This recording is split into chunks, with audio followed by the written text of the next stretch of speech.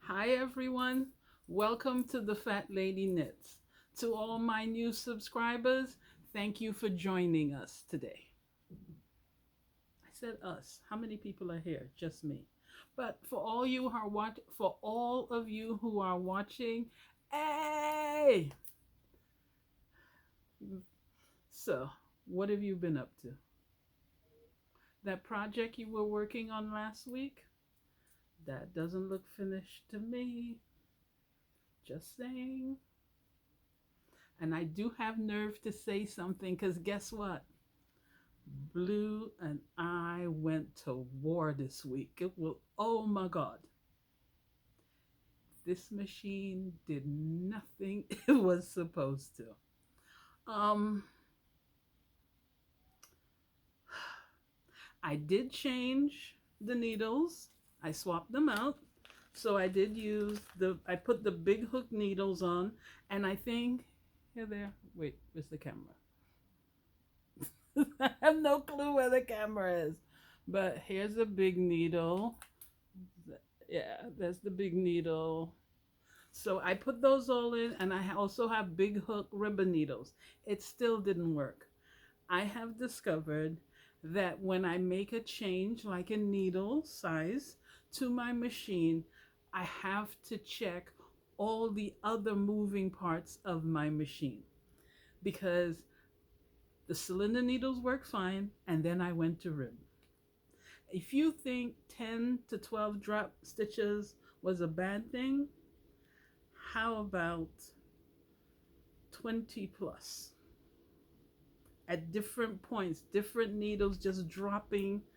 I adjusted the timer. I adjusted the yarn carrier both up and down, and that little piece that you push forward. I then realized I had to adjust the space between the ribber and the cylinder. You know, that space where the stitches go down into. Um, I oiled everything. As a matter of fact, the needles have been soaking in oil since yesterday. And for those people who go, oh my God, oil and wool, the wool has oil of its own. They just call it lanolin. But I find with the machine, it needs oil, especially since I don't oil it as frequently, probably as I should. So right now, they're happily married, or they're marinating in oil.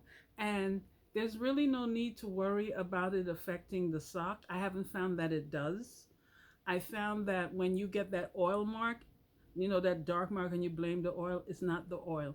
It's the dirt and the crud and the bits of yarn and whatever finishing, whatever else that's caught in the machine. If you clean your machine out periodically, you don't have that problem. And if necessary, Dawn dishwashing liquid will remove the oil. Okay? So I have nothing finished this week. Why? My machine needs not only oil, adjusting.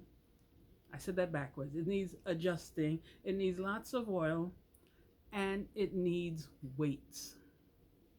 It came with weights. So what's the problem? Let me show you. Let me sound like where I come from instead of let me show you. Okay, here's my stem, and I love it, the stem weight, but you can see it's in two parts. There's a third part. I can't find it, and I have searched. I've spent all day today searching. Okay, when I'm done here, I'm going to have to clean up the mess I made searching. Okay, so I was thinking if I used the second one, I would have better weight distribution, but I can't find it. Okay, so let me put this back.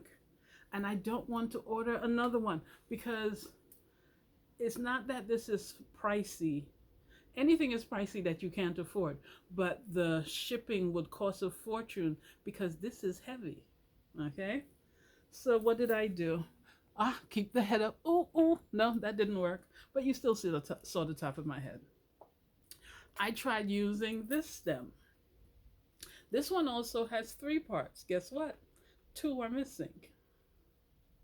Am I batting 100 or what? Okay. So I had one stem. I took off the second piece and I put them, still didn't work. Dropping stitches like crazy. I'm going to put my head down again. Okay. So then what did I do? I went to use these. The machine comes with three. I can only find two. So I couldn't really distribute the weight around the cylinder evenly. I tried using, ooh, something's always falling here. That was yarn that I had to show you. I tried supplementing with my DIY weights. Apparently, it takes two of these to make one of this. So I need two more of this if I'm really going to see if it makes a difference. So that means I need four. I only have two. Okay. So as you can see, between Blue and I fighting and my inability to find things, this week was not a good knitting week. So what did I decide? Two things. Well, actually, let's talk about this one. So I said, the problem is weight distribution, or I think it is. There's no definitive proof. Um, hmm, this lighting is less irritating than usual because it's at an angle away from me and I'm lit up. I have a shadow though. Anyway, I may have had a shadow all along and just never realized it. So what did I do? I took one of my own old cast on bonnets and I gathered the stitches into loops. So all the stitches on this side are in a loop and all the stitches on this side are in a loop. And I'm hoping, I haven't tried it yet because I'm like, I need to take a break away from Blue because I feel like taking a hammer to her. And that will only cost me money because everything I break, who would have to replace it? And who would not be paying for it? Okay? So I'm going to, when I cast on, I'm going to hang the weight from there. And then, because I notice the first like 30 rows go well because all the weight is right here. And I guess it's pulling all the stitches down evenly. It's when I when it gets too long to use this and I use my bracket to pull the weight down, stitches start to fall. So I'm hoping that after I do the 30 rows, I'll take each stem weight and hang one on each of these and see what happens with the stitches. Okay? And if it works out, I'm going to make myself some short cast on bonnets. That way the weight will be distributed evenly for a lot longer than, because if I can get it to like here, because it does gather. You see how that gathers in the middle? That probably would be nice on a sweater. But if I can get it to about maybe 2 inches, and then it just gathers at the bottom, I will have longer to go with that one weight or two weights and see then if that makes a difference to my ability to rib. Okay? Yeah, so that's that. Now, what else do I have on my table? I have so much stuff. Um, let's see. Hold on 1 second. It's not all going to fit in 15 minutes. Just no way. I have, excuse me, I have this book. Oh, but that's another episode to talk about because that alone could take 15 minutes. And I bought some vinyl. I have no clue what I'm going to do with it. I went back to Blix again this Saturday. Why? Because some of the things the princess bought were not correct. So we had to take that back and go get her new stuff. And while we were there, you know she needed something else. Okay. So that was that. Okay. So in another episode, we'll do the book. The vinyl, that I will probably save for winter because they say we're going to have a really harsh winter and there may be many snowstorms. So if I'm ever stuck, I think what I'm going to do is fix myself a care package with clothing and craft things and leave one in every house where I stay, where I spend time. So if I'm stuck there, I have something to do. Okay. Um, I have some yarn. Oh, oh, yarn. I love yarn, but I'm not buying yarn. Listen, for those of you, hmm, actually, how should I start this? I was watching someone else's podcast, and one of the viewers made a point. It was not a popular point with the podcaster, but it was a lady, and she pointed out that they kept recommending these designer yarns that were very expensive to that person. And as I say, when you have it, it's not expensive. When you don't have it, it's expensive. This is one of those German sock yarns. Ooh, let me see if I can pull that up. Oops, I'm tearing the label. No. And it's this. See, Regia, I haunt the internet. And I look, sometimes people are destashing. Some yarn sellers, sometimes they have a sale and they're trying to get rid of this stuff. I haunt the internet because I've gotten this for as little as $3. I've paid as much as $8 for it. Okay? So if you want to dye your own yarn because you're finding that the designer yarns or the small indie dyers, you find them expensive, you can haunt the internet, buy this, buy 3, 4 basic colors, mix and match, and play. And remember what I said. As a novice dyer, you don't start with this. You break it down into smaller skeins and you practice and you play and you have fun till you find what you like. Now, I love the loft on these yarns, and I wanted to make socks with that loft. And so I tried a few things and nothing worked. Okay, I tried this. There's a blue version down on the ground. I tried using this. Now this, she no longer has any, but I got this from R&M Yarns. This someone gave me. I have no clue what it is, but it has a nice loft. You know that fuzzy fuzz fuzz? I thought it would be fabulous on socks. And what happened?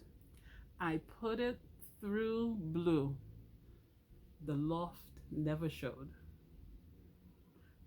The first, I used a 72 cylinder and I used like a 6 or 7, or was it a 7 or 8 tension? A loose tension. I got the hardest sock yarn in the world. You could have taken that tube and hit someone over the head, they would have been out cold. And I tried this one also. Oops. Still didn't work. I was so annoyed. So I'm hoping once I get the big hook needles to work, I will try and see if I can get these lofty yarns to show on the right side. The loft is showing on the wrong side. Well, I shouldn't say the wrong side. The loft is showing on the pearl side, and that is not what I want. Okay? So, it's back to the drawing board. I thought I had knitted samples to show you, but I was cleaning up and I found these balls and I said, oh, I pulled them out. That's why I can't find them. I've been going crazy for 2, 3 weeks looking for this. I pulled it out. Okay? But, oh, these yarns, I should tell you what they are. Because you can also buy yarn from Yarn to Die For. That's yarn, the number 2, the word die, and the number 4. Okay? And this one is Kids Silk Select Lace Weight. I love the loft on this. Look at that. I want socks that look fuzzy and cozy like that. And what is this one? This is Baby Suri Alpaca. Look at the loft on that. I love it. But these are not appropriate for socks unless it's from the ankle up. No, from above the ankle up. Um, because you do not want the heel. And this one is Kid Mohair Silk. Look at this. I love the loft. I've got to find a way to produce that on my CSM and for it to show on the right side. Okay? Oh, but I love yarn. And if you really want to try and dye your yarn, this is a good source. It's not, to me, it's not expensive. You can buy the sample and try it out to see if you want to spend more money. Okay. I'm sorry, it's not the what is that? The those specialty dyers who go and have their own yarn milled. So it's 10% this, 5% that, 40% that, 30%. It's not that, but it's a decent blend because what am I looking at? Mm, mm, doesn't tell me. Mm, doesn't tell me. It's probably on the web page telling you what percentage of the yarn is alpaca, what percentage is silk, what percentage is merino, and they have a whole bunch of different yarns. So if you take yourselves to Yarn to Die For and you want to try it out, you do have some options. Okay? And I have so much else to talk about, but we're way over 15 minutes. So let me thank you for being here. And you were knitting while I was talking? Good for you. Catch you next time. Bye bye.